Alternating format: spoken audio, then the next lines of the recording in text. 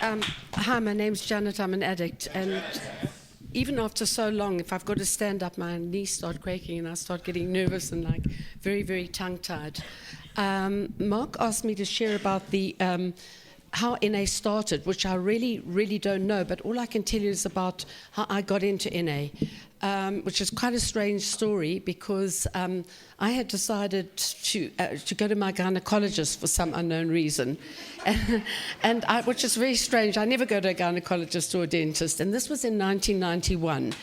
And my gynecologist, I said to him, I have a terrible problem with the medication I'm on, and I'm chemically imbalanced, and I'm whatever. And he said to me, well, just tell me what you're on and be honest. And I did, which was very, very strange. And he left the room, and his wife was a social worker, and he came back and he said to me, you're not chemically imbalanced, you're a drug addict, and you need to go into to be taken off all your medication. And I've spoken to my wife, who was a social worker overseas, and you must go to a fellowship called Narcotics Anonymous. I had never heard of Narcotics Anonymous. I went into Sanka West Rand, and I was going to get off opiates at the time, but I was going to not come quite clean. I really didn't have this thing that one is too many and 1,000 never enough. And I actually slit my jacket pockets, and I went in with like a whole lot of pills just to see me through with my withdrawal.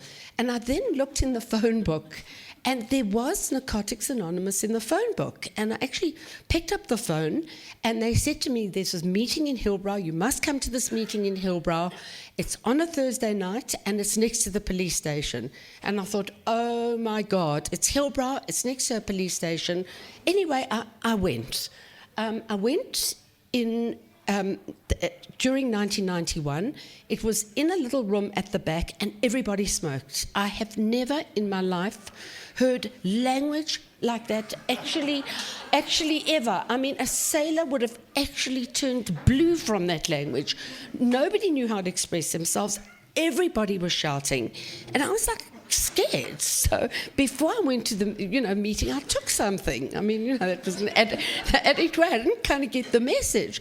So for a lot of the time, and Dave will remember, I was goofed. I passed out. I was in the meeting, and today I sort of I still get upset when people say, if you've used, please don't share, because I did share. I mean, I don't know what I spoke about. I don't even remember those days. Anyway, I decided there were guys in the treatment in at the time, and all these guys spoke about was they were in Sun City. And I kept on thinking, that's absolutely great, but why are these guys in the program and they're in Sun City? And I only realized afterwards Sun City was in jail. Okay, so they'd all been to, literally everybody in NA, with the exception of my friend Herman, had actually been to jail. Okay. I mean, it was very, very, very, very colourful. And in 1992, I decided this was it. I had seen guys who'd been to Sun City, who'd really were the guys, you've never seen anything like these guys. They all carried guns, by the way. I don't know. Everybody was very defensive. And everybody was in a mood. And nobody knew about crosstalking because everybody yelled. And as you walked in, as Joanne said, they made you buy a blue book. And I was also volunteered for everything. I was the tea and coffee person, and I did relapse. I mean, I really did, and they never let me get away with it. I used to forget the milk, and they used to make me go to Hillbrow and go and get the milk for the meeting. And I think up until, I don't know, a few months ago, I'd still take a carton of milk to meetings. Anyway, I mean, there was one we read through the blue book, and as I say, everybody was like, there was something real about it. People spoke about they were in a lot of pain. They were terrified. They didn't know what they were going to do. Everybody sort of clung together like glue. Nobody really understood. There were no real secondary treatment centres or counsellors or anything like that.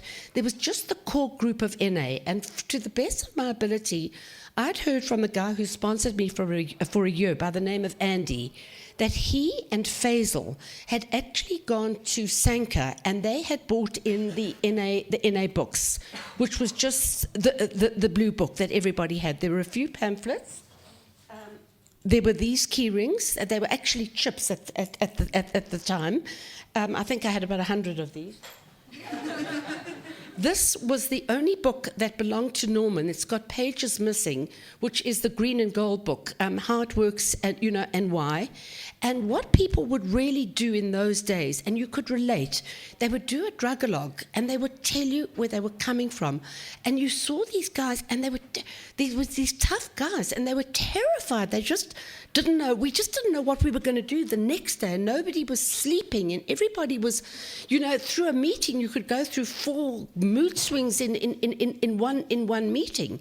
And a guy called Roy, literally at the time, he was from AA, so he was quite like normal compared to the rest of us.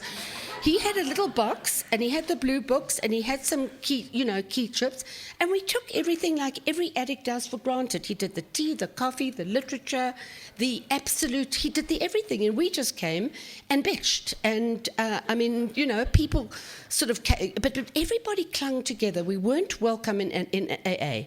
And looking back now, I really don't blame them. We were really, really unmanageable. But, if you told an addict what to do, they went and did the opposite. So we really went to all the AA meetings. And we really, on a Saturday, we'd go to the Yeovil Recreation Centre, it would be a lunchtime meeting, have coffee together, go to the New Freedom Group, have coffee together. And nobody... That was my recollection. Everybody was available. I don't think anybody that year of my recovery, Norman was at the Wilds, and he never slept. So people were sort of, and that was one thing with Herman. I could not sleep for the first year. And he would say to me, lack of sleep would not kill you, and I wanted to kill him. I absolutely hated him. I stayed awake at night. I tore my hair out. I think I watched Lethal Weapon 5 zillion times, have no idea what it's about. Anyway, in 1993, Roy said, look, I'm sick of you, all of you. You're totally, totally unmanageable. Take your literature, take your money, take your everything, and run NA. And we really didn't know quite how to do it. I mean, nobody had really done anything except bitch. And the first, we called it intergroup. The first intergroup meeting was held at Larry W. His wife will speak later. She's got more information than I have, at Larry's house. And there was a guy called Norman who worked at AA, and he basically gave us the guidelines on how to run it. This is we called ourselves Intergroup, which when Alex H. came in, said you can't call it Intergroup, it's called ASC, and we fought and we still called it Intergroup. We used to go to somebody else's house, I don't know, the thing is, next Intergroup, what date? So, and I've got here the 8th of March, and this was the 29th of January, so I don't think in 1994 we were that jacked up, we were that jacked up either, with the exception I've got to say of Herman. Herman managed, by hook or by crook, with very, very little money, to start bringing in the literature, which was a position that he did for many, many years. Larry was chairperson.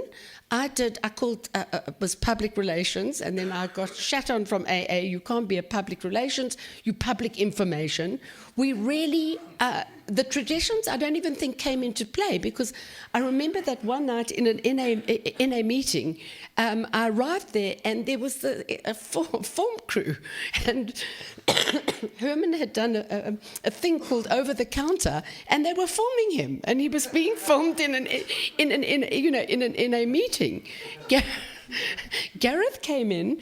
I mean, oh God, this boy, he'll be speaking later. He came in with his helmet, he threw his keys up and down in the air. Alec, who will be sharing later, nearly shot him. He told everybody how he hated him. Everybody says this guy's got no chance, and he's one of the strongest members of NA today. And then later on, as Joanne said, a new wave of people came in. And this guy, Frank, who was like he was a total Mashugana. He told everybody he was the IRA, the Mossad, the SS, the FBI, or everything. He had this thing that he hated everybody from Hillbrow. And he started to move out and started to go to Parkhurst. We also had a lot of guys from AA at the time.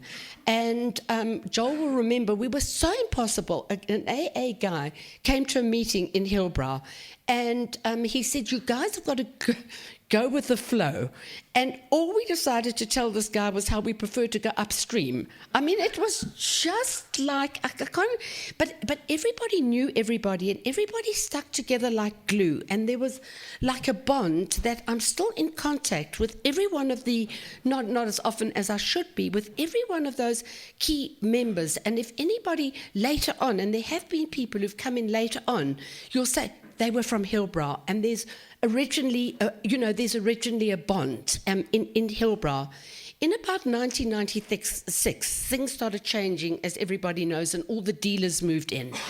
And it really, everybody relapsed, newcomers especially, relapsed on the way to meetings. We were still in the Hillbrow Recreation Centre, and, they'd go into their merchant, come to a meeting, go back. And we decided, Norman and Jeremy then went to Norwood, and they opened up the Lifeline meeting.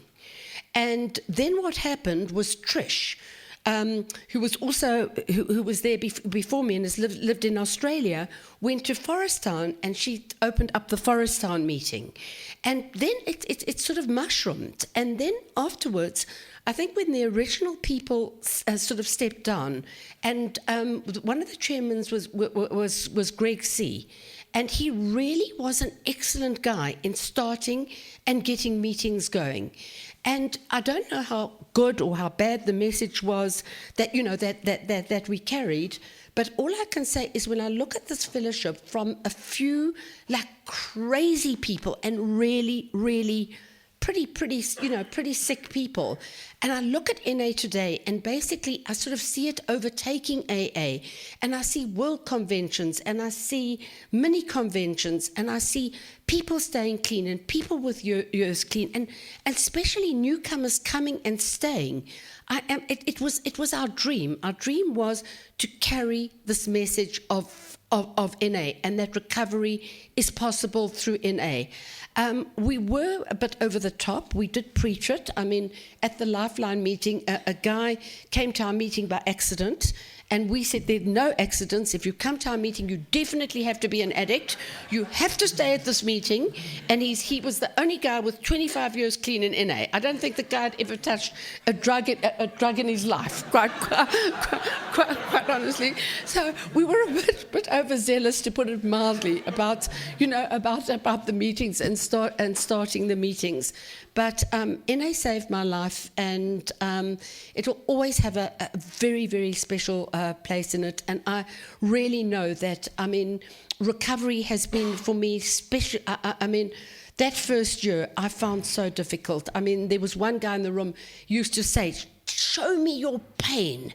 And really, it was, and you couldn't open your mouth. You could just swear, because you couldn't even tell how helpless and how useless you absolutely felt, at that time. And I don't know, it's just such a pleasure to be here and such a privilege to have spoken. Thanks.